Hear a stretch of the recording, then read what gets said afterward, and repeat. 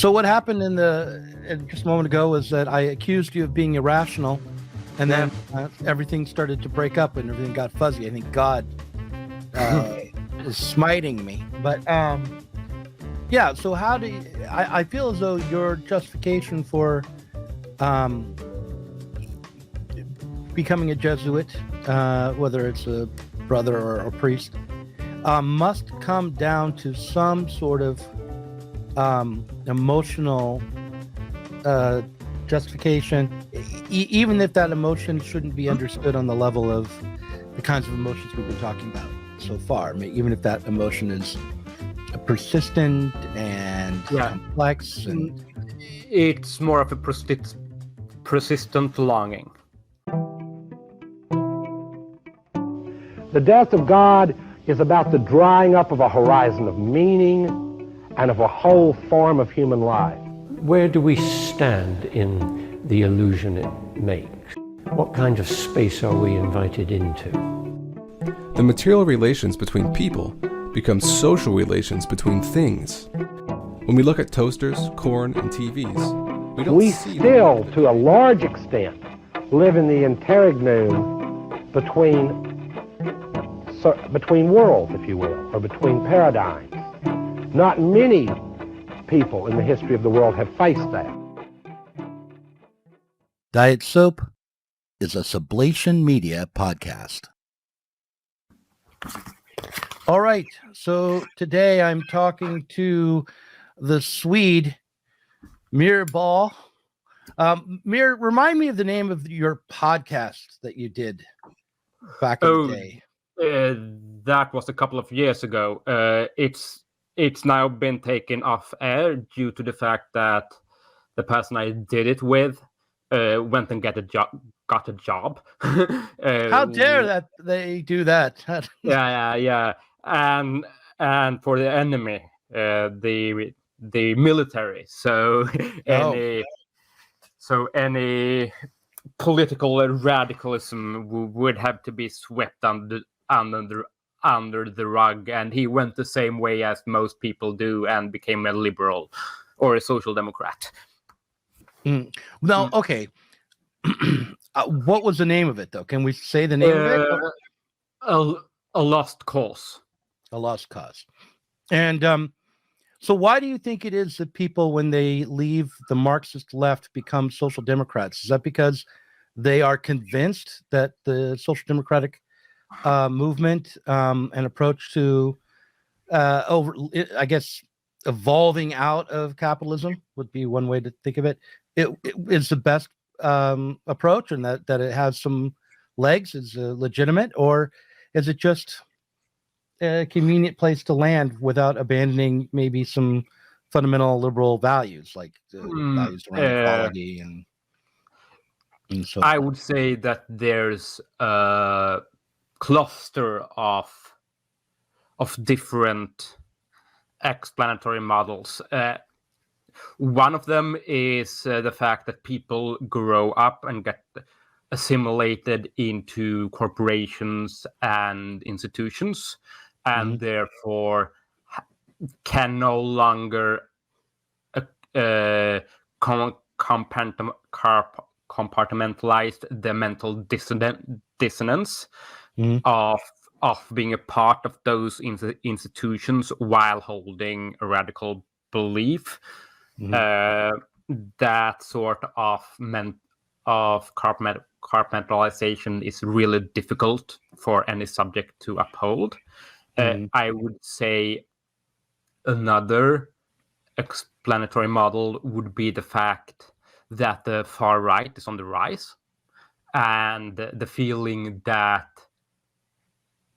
even that you have to do something, both to combat the far right and their political influence in parliaments, in the Senate, depending on what country you are in the streets, depending on what neighborhood you are in, and the fact that the left, the emancipatory left, either if it is radical socialism or communism or anarchism, syndicalism does not have a political project or a social project to get engaged with.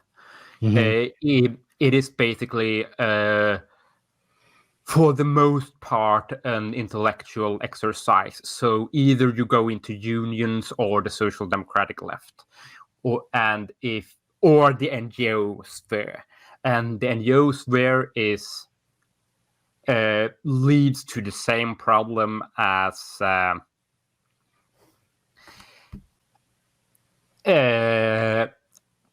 would say employment does, that you get inculcated into a system that is dependent on the state, and you then have to, on the status quo, and you then have to justify the small incremental changes that those are working for.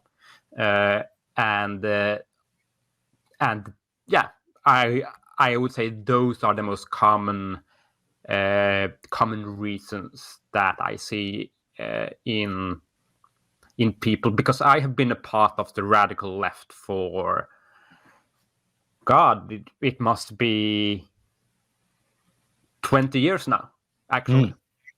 Yeah, so let's talk about what your podcast was aiming at, and then we can, like, from there kind of walk through your history in the radical left. So it's called A Lost Cause, and why it was called A Lost Cause. It was called A Lost Cause.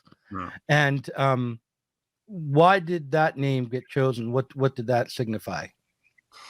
Well, it was an attempt to grapple with the ideas of the radical left, of Marxist humanism in the beginning, and the fact that the social and the political predicament we find ourselves in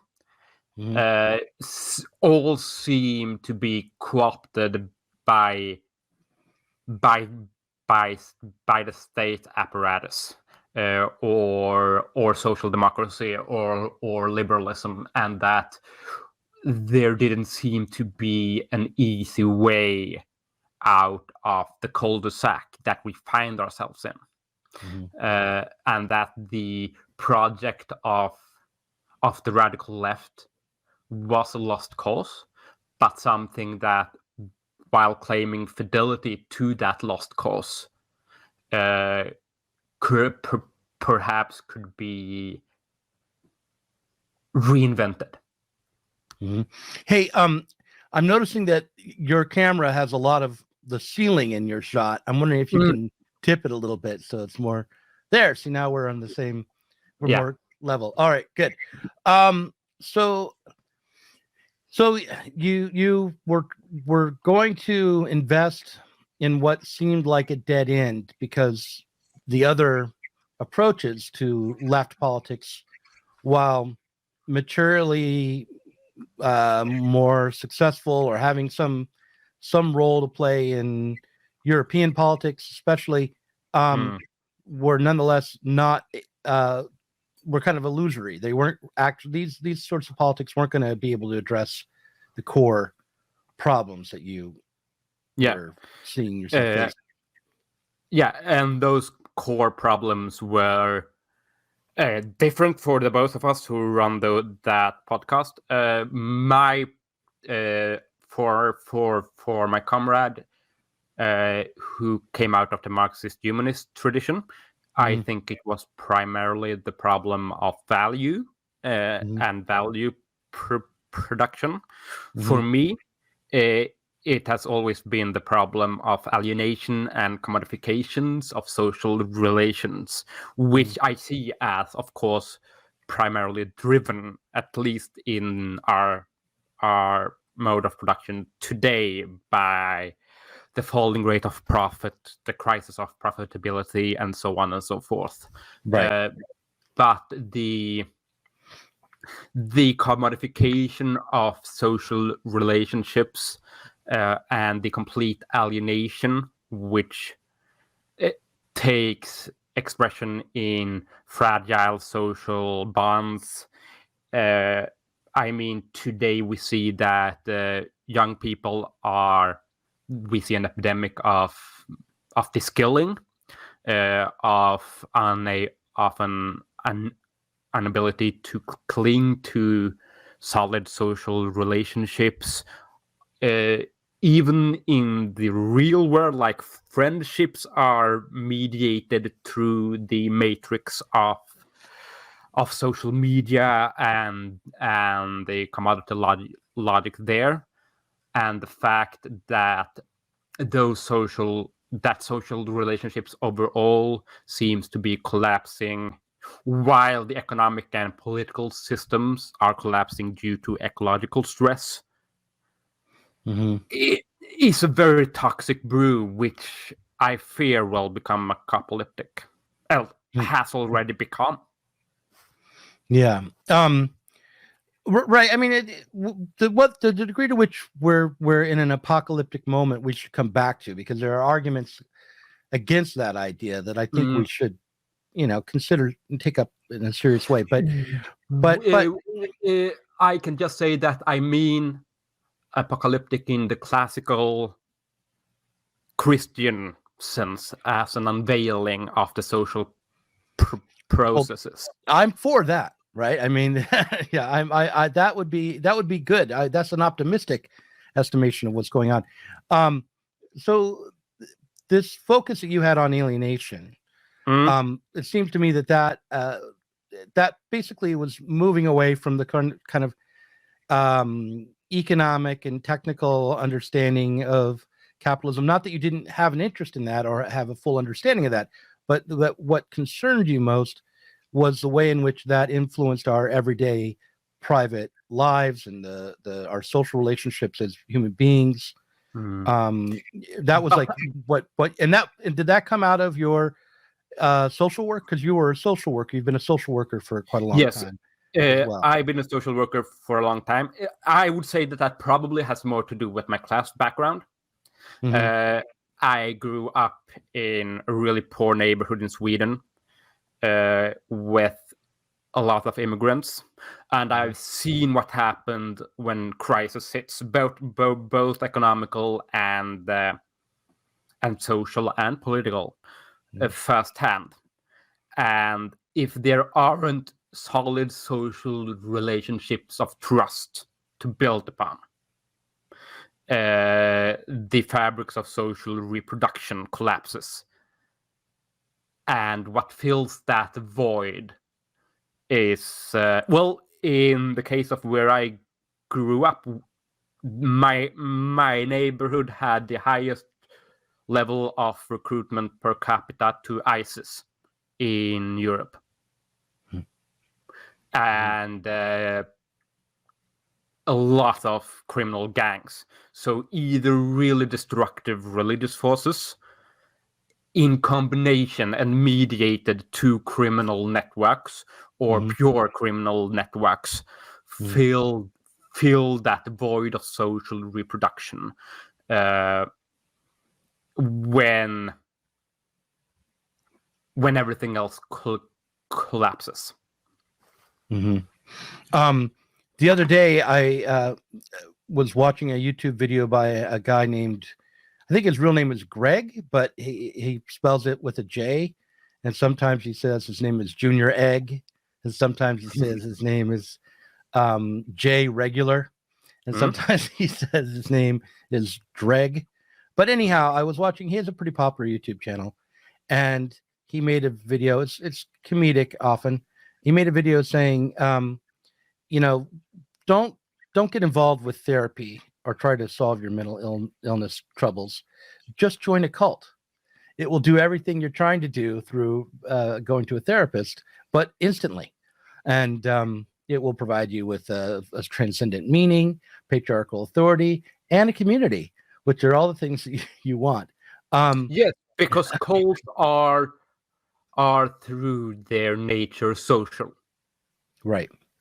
And therapy is not all modes of therapy. There has been some advances in social therapy, but most of them are focused on an individual subject, and that subject's inability to fit into the social order. But when the social order itself is collapsing, individual therapy can only get you thus far. That said, a lot of persons have maladaptive behaviors which need to be addressed. Yes, exactly. Yeah. Off to the side, and I'll cut this out maybe, but I sent you a link to the Critical Cuts video. My internet is really spotty, so I didn't have time. I asked because one of the things you just said is something that I bring up in that video. So, yeah. So you worked in but because of your background, coming from a pretty extreme poverty as an immigrant in Sweden, you then were drawn to social work and to the radical left, right? It probably pushed in that direction, in both those directions. And once you've entered the realm of working with the most precarious people, people who are facing the most extreme situations and are the most vulnerable, I imagine all of your presumptions about the world that you had developed while you were growing up were just confirmed. You found right. You found the alienation. It's not that difficult to find. And as a social worker, how did you attempt to address alienation in particular? I mean, I know that there are lots of resources that people can draw upon when they get help from, the state. There are institutions that they can get involved with to help them maybe find work or get an education. But what about that social alienation or the lack of trust between people? How was that addressed in your social work, or was it? No. Of course, I did try. I mean, but the problem with the Swedish model of social work is that it is focused on the rights of the parents. And here I should say that I have been primarily focused on child and family care in social work. So I have primarily been the evil social worker who comes into families who don't want social workers there, or I have worked with unaccompanied minors from refugees. I have done a lot of other things as well, but those have been my specialities. And the Swedish model, you have very little mandate to continue interventions at all. And even if you build up trust to a family, which is hard but can be done, and are working in the same directions, when the acute situation is temporarily ameliorated, you don't have a mandate to keep that case open.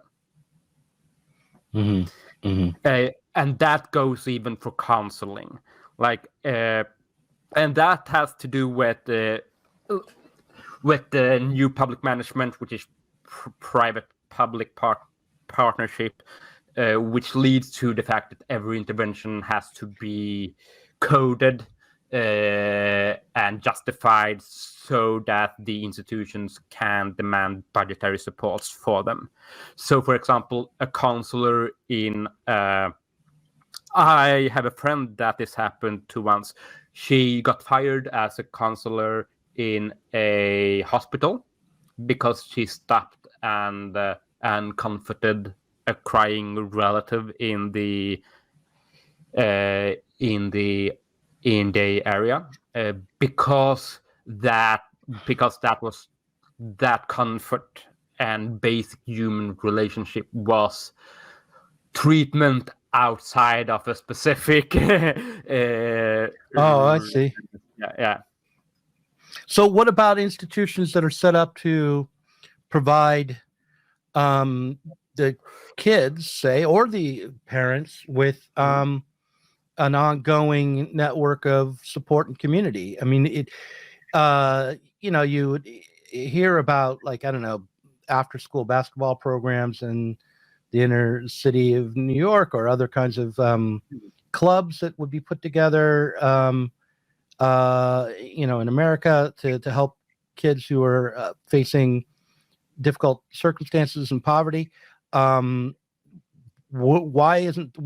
couldn't you, as someone who was doing a kind of a crisis intervention, recommend that the kids and the parents get involved with some sort of long-standing institution of community support that they could voluntarily get involved with? Did that exist? Of course we did, when that was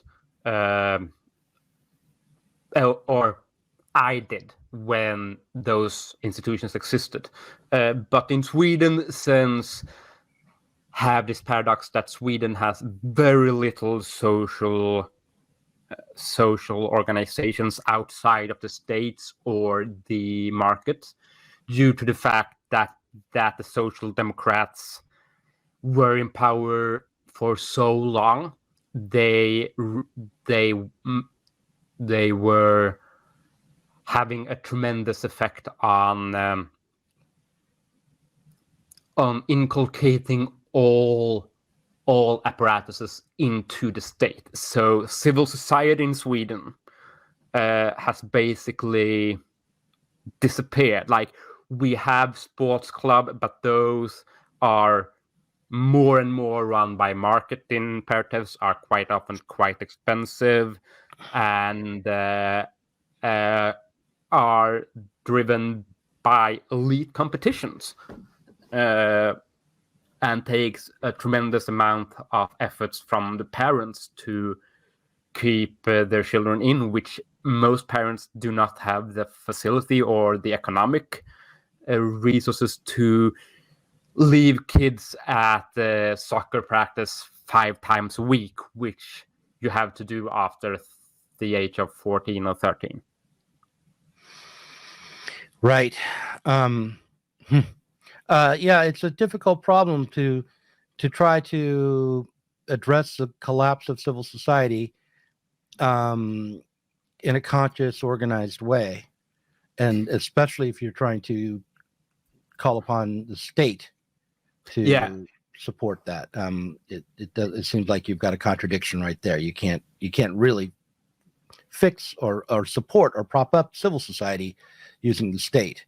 And those civil institutions which do still exist are usually run by religious organizations.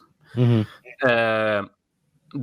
The Swedish Church, for example, which was a state church up until the year 2000, so quite late. That was when our separation of church and state took place. So,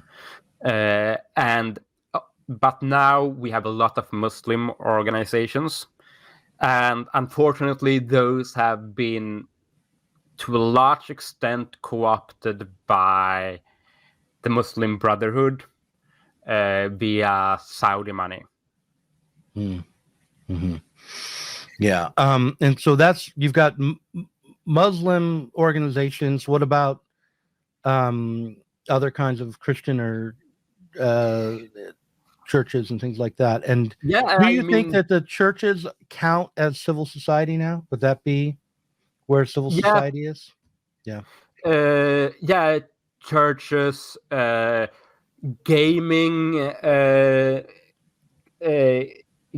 networks, like for role playing or LARPing or whatever. Even even video games, maybe. Right? Yeah, absolutely. But like most of those, like when I went to high school, those things were common. They are disappearing under our feet. Mm-hmm. You know, my Uh, my youngest son, who's now 18, mm, on a weekly basis goes to the Episcopal Church in our mm, neighborhood, not because he's religious, but because he wants to play D&D. And there's a yeah. group of his friends who go there every week to play Dungeons and Dragons. And it is, that church is, I think, an institution of civil society, because the people who, most of the people who are involved are at least from religious families, but not all, right? And but the function it serves, like there's sometimes a Super Bowl party, people just show up and watch the game. Yeah. They don't, it's not, there's no prayer, there's no need to give to the church in order to participate necessarily. There are dinners that, those you do pay for, but everyone gets together and has like a lobster dinner, or and there's also the soup kitchen that's run out of the church, where people come and feed the homeless, and it's a voluntary effort. And we have some extent of that in Sweden as well, though Sweden is an extremely secular society. Much more so than the United States. Yeah. Although Oregon, it's different in different parts of the United States. Oregon is fairly secular, but probably not as secular as Sweden. Certainly not outside of the urban areas, but yeah, and of course there is difference in different parts of Sweden. I worked for a while in the utmost north of Sweden, where we have a strong religious Christian dominations. The Lestadians are very strong there, but they keep to themselves. And most religious organizations have suffered from the amount of social alienation and disintegration we see in society at large. So they have problems enough to keep themselves afloat. So with some notable exceptions, like the Catholic Church in Sweden is growing. Yeah, we'll get to the Catholic Church, because that's where all of this, for you, that's where all this is heading. But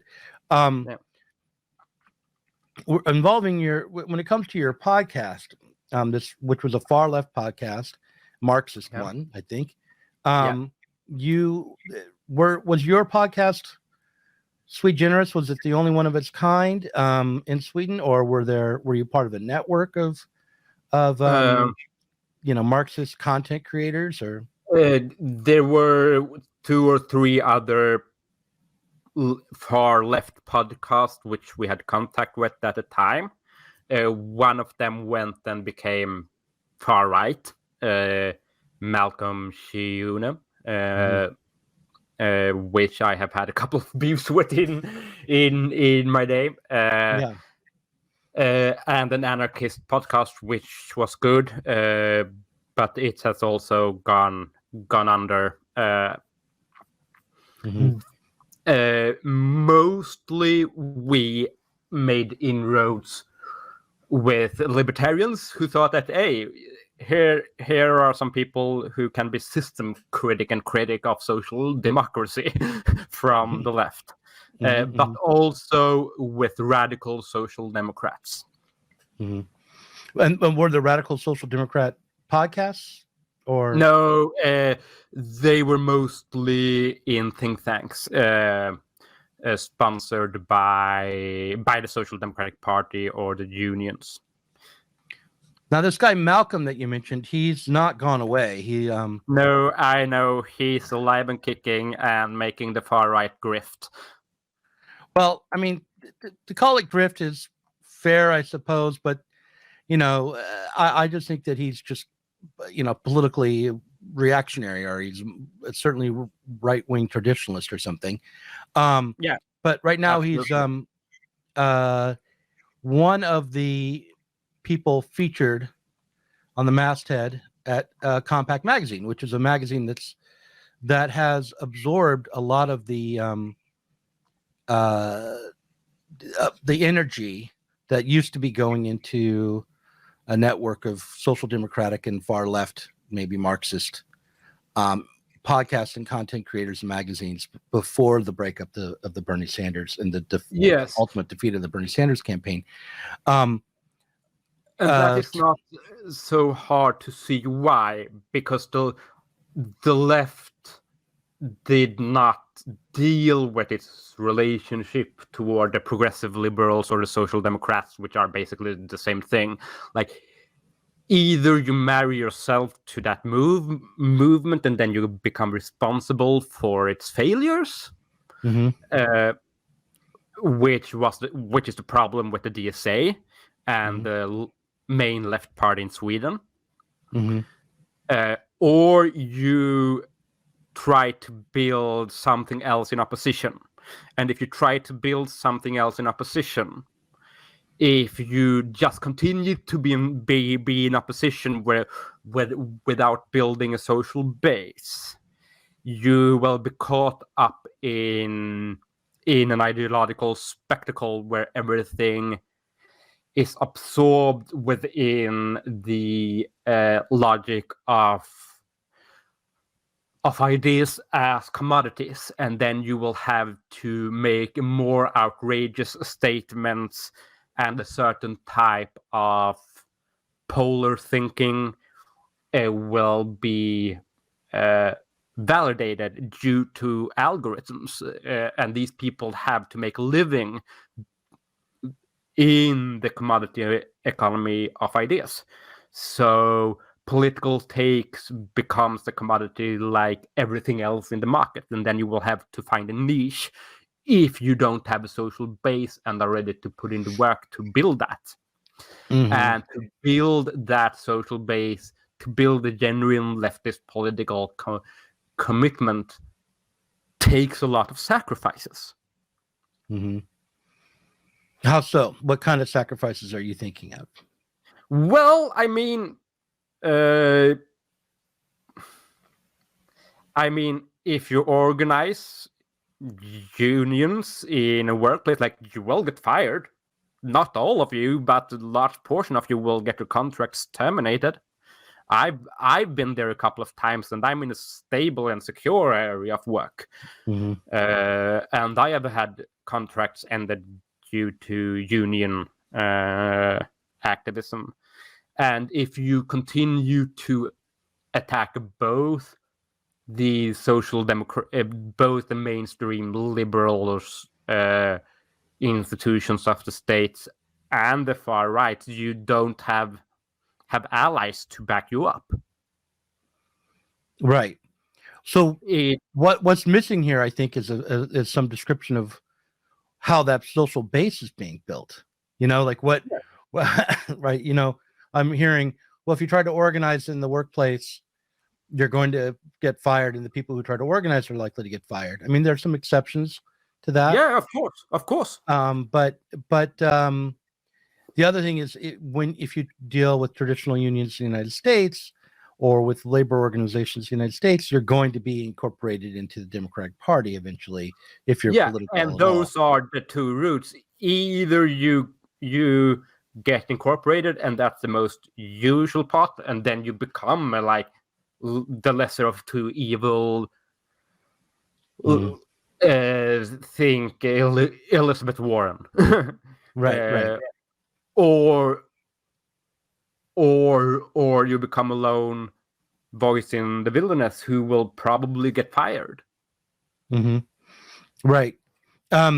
Well, this is something for me to come back to. Maybe I can have you back one more time between now and what's happening next with you. But I want to ask you about Malcolm. What was his trajectory?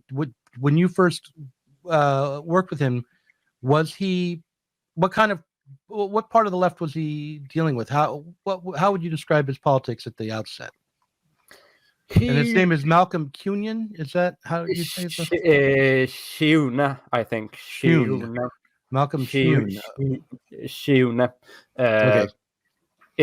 And I didn't know him very well. We only spoke 1 or 2 times, but I've known a lot of people in his orbit. He was first a part of the left opposition in the big left party in Sweden, and he got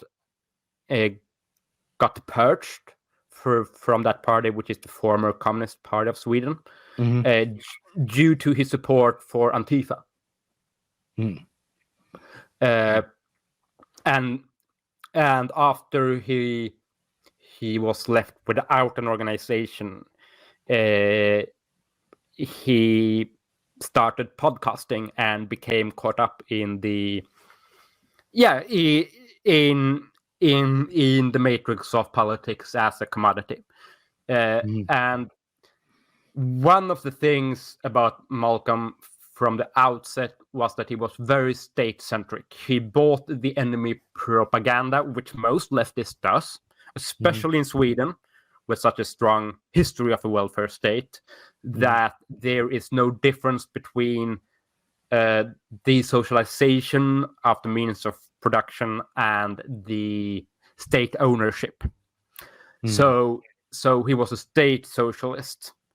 And he's one of those socialists I have always claimed that the problem with him was that he loved the state more than he loved socialism.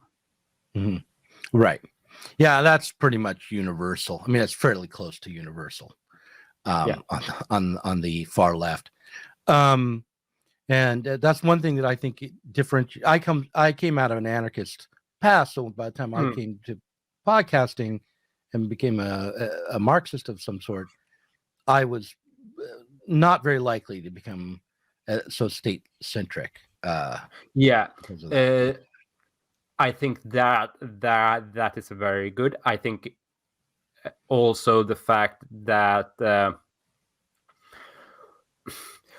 we don't have any civic institutions anymore, and like in Sweden, that really hits home because the workers' movement had that for a long time,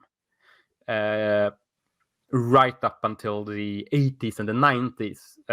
There were a lot of strong working class institutions outside of the state.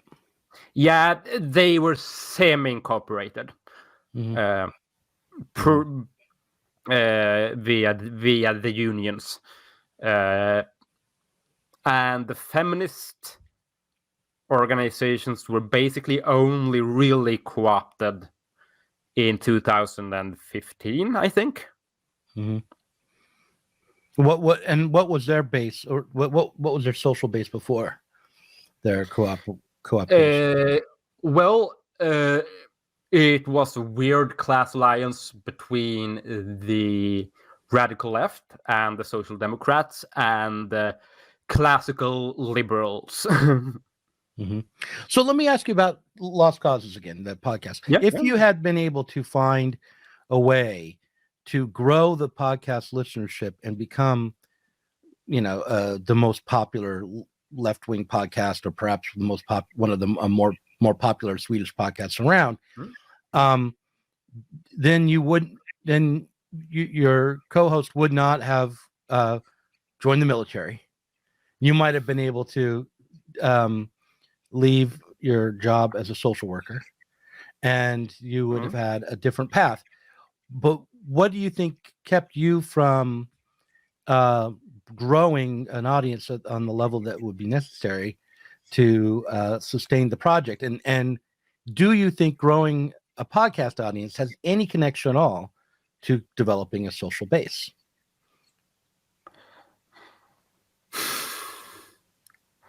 Here, I think it is very different in 2017 and 15, when the podcast was 17, when we started, and a couple of years later.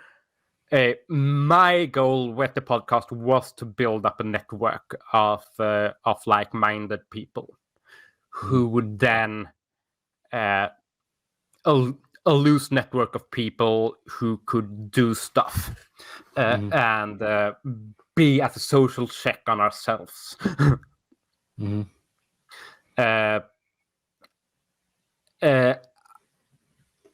I would never have quit my job as a social worker for that. Actually, Even regardless of the level of income or the I had opportunities to go into politics or civil society full time before I started the podcast. I was a politician back in the day in Sweden with the Green Party, and I have always had a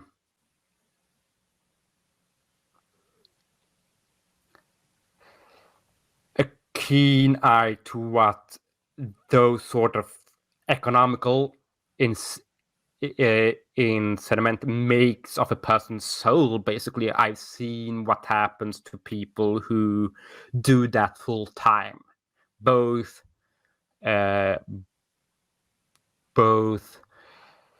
go into politics as a commodity, opinion pieces, or full-fledged politics, parliamentarians, and that sort of stuff. And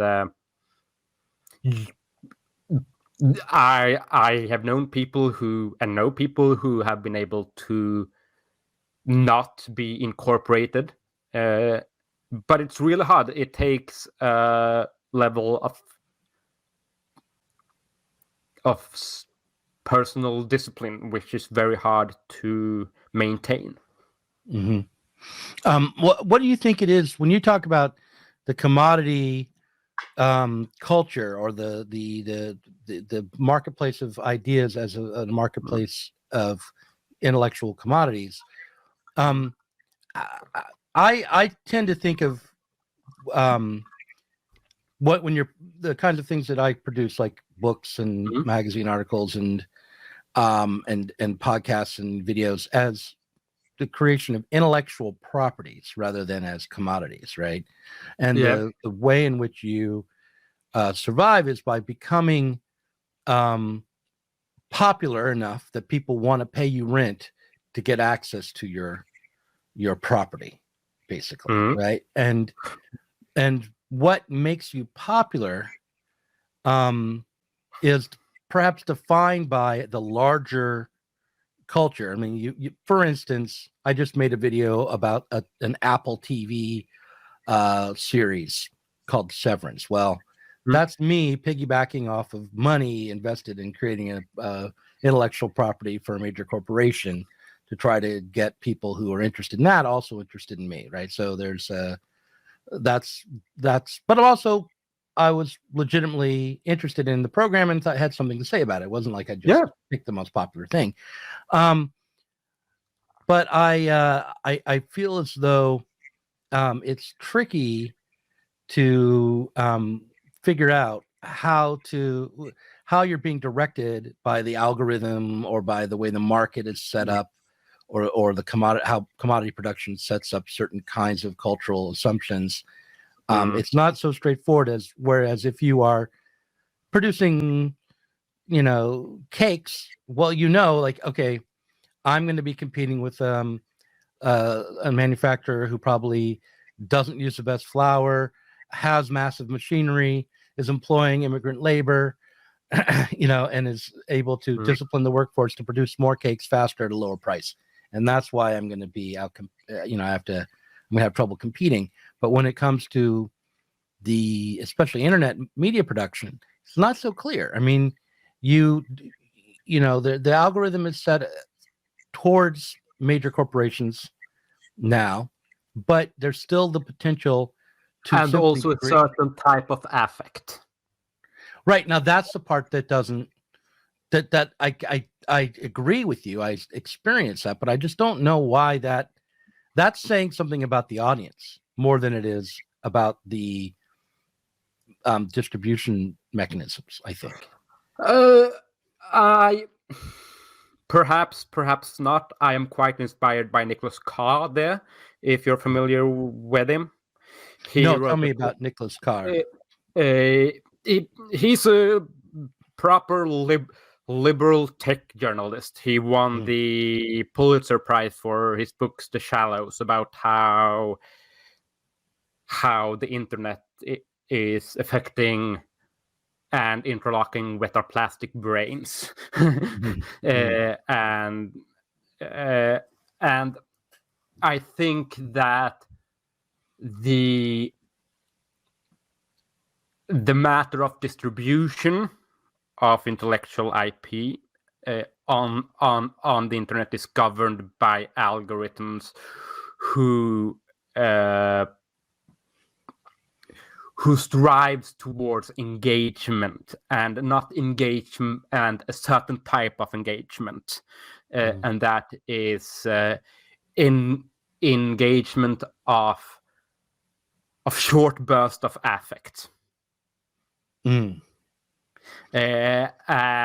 algorithm of YouTube, of Twitter, of Facebook, of TikTok, of Instagram, of Snapchat is wired to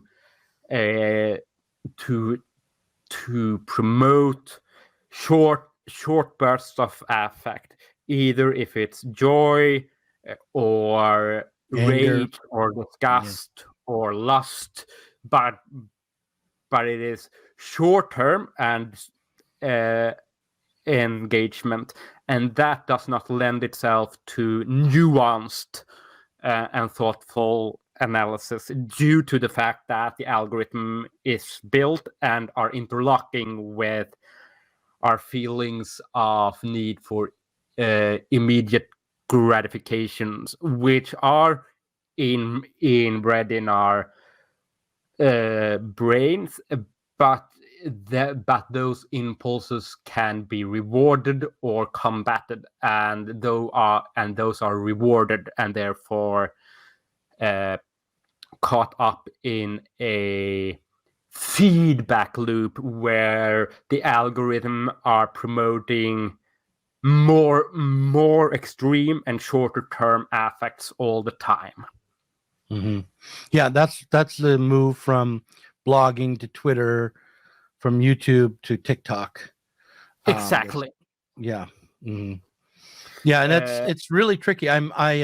A lot of people are telling me now that we need to create YouTube shorts and need to create TikTok videos. Yeah. And the conversion rate, just to talk, shop on those, is so small. I don't see what the upside is in producing those videos. You could reach millions of people, but they won't remember who you are. And Right. they won't be engaged in any serious way with what your content is. The only way you can reach them is by providing something that they already think they know what it is. And, Yes. there's some exceptions to that. I think TikTok might be a great way to promote OnlyFans pages, but otherwise I don't see, Or music. Okay. Or music. Yeah. Yeah. Or a certain type of visual arts.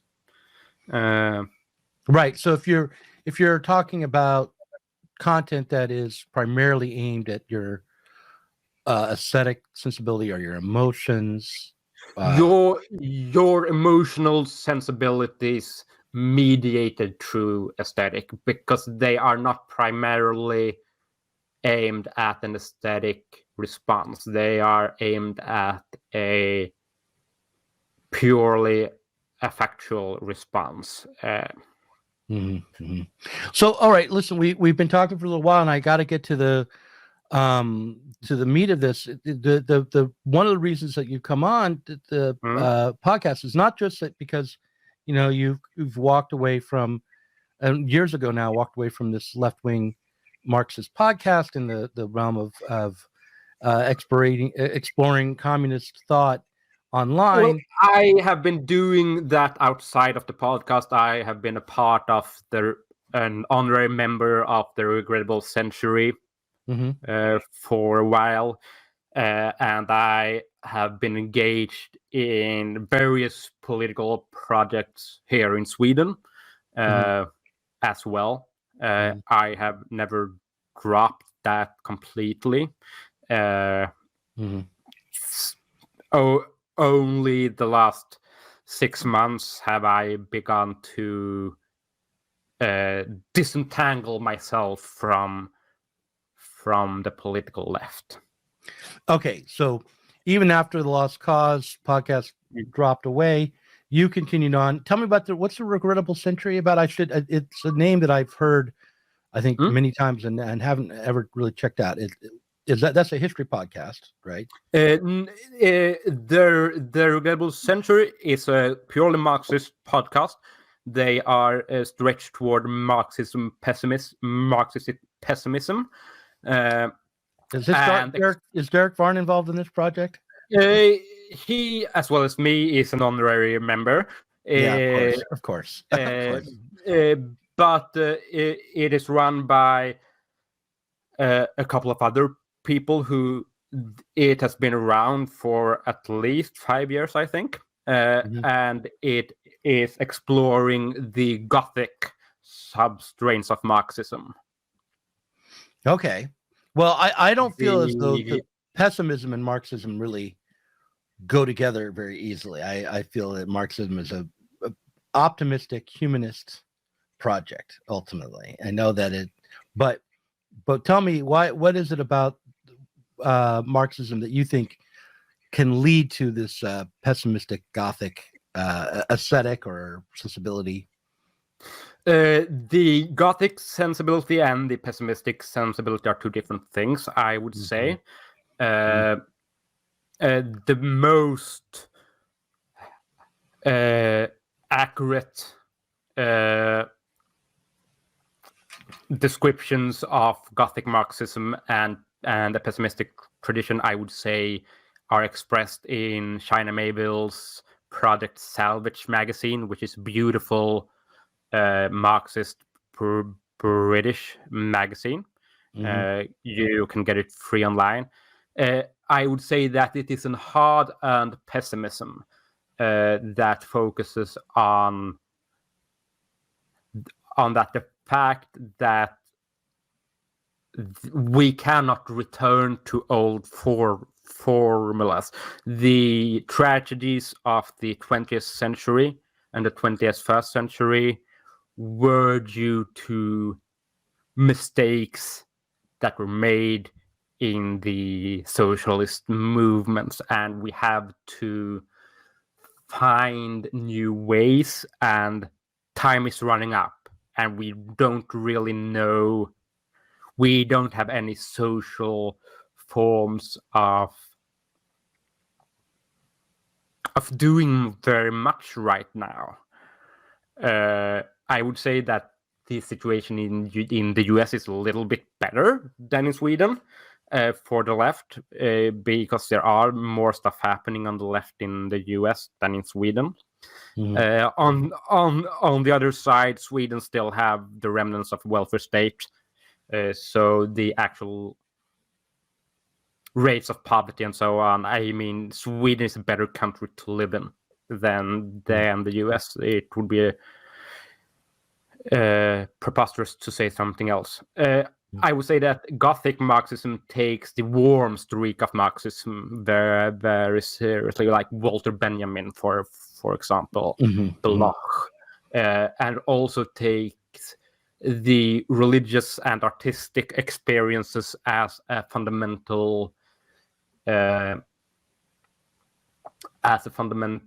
force of our social reality that has been neglected for a long time in the Marxist tradition. Well, let's get through that then. You notice who's on my shirt here? Do you know who this is? Do you have any idea? Actually not. This is Patrick McGowan. He's wearing a little tag that says number 6 on it. It's from the television show, the old 60s television show, The Prisoner. And the plot of The Prisoner was this secret agent is kidnapped, brought to an island, given a number instead of a name, and interrogated so that they can determine why he resigned. He resigned from his post, and he refuses to tell them, and refuses to go by a number. And the catchphrase from the show is, I am not a number, I'm a free man. No, you're not. Well, that's discovered over the course of the show. But Patrick McGoohan was a religious Catholic. And while his program about the prisoner it's a critique of society, it's a critique of the conformism he sees in the modern world, or saw in the 60s. It is a critique of a radical Catholic and not any kind of Marxist. It puts a lot of emphasis on the individual freedom, of individual thought and faith, the importance of having self-discipline to hold to your ethical norms, to hold up, to be a virtuous person. Freedom of conscience. Yeah. Patrick McGoohan was asked to be James Bond at one point, and he turned it down because he said, I don't want to play a part where what I do is go around having promiscuous sex with women and murdering people. So I refuse that part. Well, I mean, that warms my heart. Right. But he did play a secret agent on TV, and then he played The Prisoner, which was his own project. And it's a cult classic still. Lots of people still follow it. But I wore the shirt, partially because I was going to be talking to you, partially because it was clean. And I wanted to ask you, like, how you saw, because you're about to, the big reveal here is, and maybe I'll just do the big reveal, and then the second half will be for patrons. The big reveal is, rather than remaining on the radical left, and rather than remaining a social worker, you are about to sell all your worldly belongings, give up on secular life. I don't know if you're going to have to give up on smoking cigarettes. A lot of Catholic priests are serial smokers, so I think that we will see about that. I will at least have to try. Yeah, fail. and you're going to take a vow of celibacy, and you're becoming a Jesuit priest. Is this right? I have applied and been accepted to the Jesuit novitiate, and then if I passes the first 2 years, I will either become a Jesuit brother or a Jesuit priest. But in any way, I will renounce the world, and I will live a life of poverty in service of the Holy Catholic Church and of the people in poverty and of our common home. All right, so right there, that will be the end of this first half of the podcast. We don't have to stop. But I you want to add something more for the public? Yeah, and what we will be talking a bit on in the parrot room is how bleak does the situation for a person of the radical left, and also for a social worker who has devoted his life to caring for children, to see that a better way for caring for children and the freedom and dignity of humankind is to join the Catholic Church rather than to become to remain a social worker and a radical leftist. Yeah, great. That's what we'll talk about now. So you were in the other half of this interview, the one that was for the public, you were telling me that on this podcast, Regrettable Century, everyone involved took the religious components of Marxism that would be found in the works of people like Walter Benjamin, who was a Jewish mystic I think, Hmm? and Ernst Bloch, I think you mentioned. Yeah, and Karl Kautsky. I mean, he's Kautsky too, huh? I wasn't Yeah, aware of the religious component in Kautsky. Oh yeah, I mean, one of his most original and thought-provoking work was the foundation of Christian belief. I think it is called. It is not translated as a whole into English, but large parts of his writing on Christianity and the radical emancipatory potential of Christianity, and as communism and socialism as a growth out of the Christian mission. Mm-hmm. Yeah, I mean, I see a connection between. I mean, I'm not a scholar on this. I've just sort of picked this up, largely unintentionally. But that there's a connection between the Reformation and the overall bourgeois liberal Republican project, of which socialism was a bleeding edge, right? Yeah. And so and that has to do with the move away from thinking of God, of the world as sacred, and the world as something that we are a part of. Instead, the Enlightenment project is a project of fragmentation, of picking apart the world and picking apart humanity and human relationships from natural or from any kind of order in order to rebuild it and control it.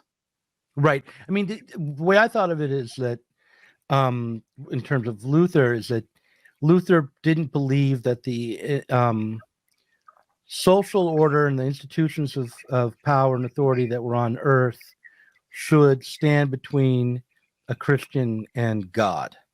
That you wanted to bring God closer to the flock, to the individual, and that the individual. Yeah. Right. Like Luther was in Marxism. We often talk about the great alienation and the schism of separating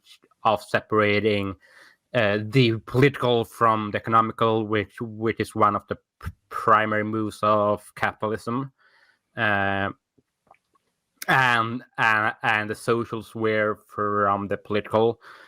Luther was the first person to make that, not the first person, but the embodiment of the move of separating the relationship between a person and God from the social sphere.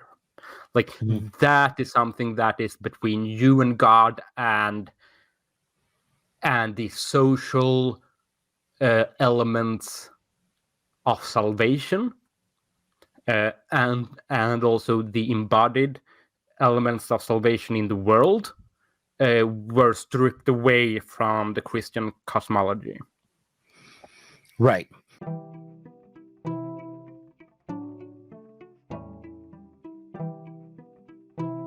If you enjoyed this conversation, please do consider supporting us on Patreon.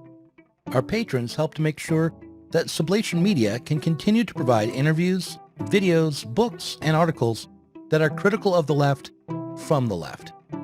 If you are tired of remaining stuck within bourgeois ideologies and politics, help us sublate them both.